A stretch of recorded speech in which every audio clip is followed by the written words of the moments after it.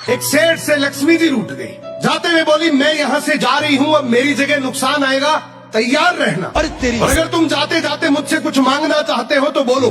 सेठ बहुत समझदार था, बड़ी विनम्रता से बोला, माता नुकसान आ रहा है तो आने दीजिए, बस मुझे आप एक वरदान दीजिए कि मेरे परिवार में हमेशा सुख शांति बनी रहे।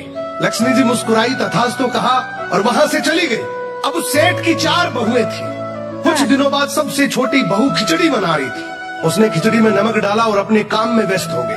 तभी दूसरी बहू आई और उसने खिचड़ी को बिना चखे ही और नमक डाल दिया और वो भी अपने काम में व्यस्त हो गई। ऐसे एक एक करते तीसरी और चौथी बाकी की 2 बहुएं भी आई।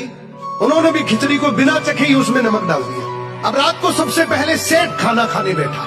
जैसे ही उसने खिचड़ी का 1 चम्मच लिया, उसे महसूस हो गया कि इसमें बहुत ज्यादा नमक है और सेठ जी तुरंत समझ गए कि नुकसान आ चुका है। किसी से कुछ नहीं कहा, चुपचाप खिचड़ी खाई और चला गया। अब सेठ के बाद खाना खाने की बारी आई सबसे बड़े बेटे की। बेटे ने खिचड़ी का 1 निवाला लिया। उसने परिवार वालों से पूछा, पिताजी ने खाना खा लिया? उन्होंने कुछ कहा तो बाकी सबने जवाब दिया, हाँ पिताजी ने तो खाना खा लिया, लेकिन किसी से कुछ नहीं कहा। तो बड़े बेटे ने भी चुपचाप खिचड़ी खाई और चला गया। ऐसे ही करके परिवार के बाकी सारे सदस्य एक एक करके आए, अपने से पहले वालों के बारे में पूछा, कुछ नहीं कहा, चुपचाप खिचड़ी खाई और चले गए।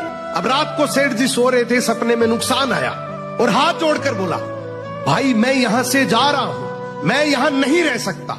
तो सेठ जी ने पूछा, क्यों, क्या हो गया? नुकसान बोला, तुम सबने मिलकर 1 किलो नमक खा लिया, पर मजाल है कोई किसी पर नहीं चिल्लाया, किसी ने गुस्सा नहीं किया, सब शांत रहे। अब जिस परिवार में इतनी सुख शांति हो, आपस में इतना प्यार हो, क्या बात पर मैं नहीं रह सकता।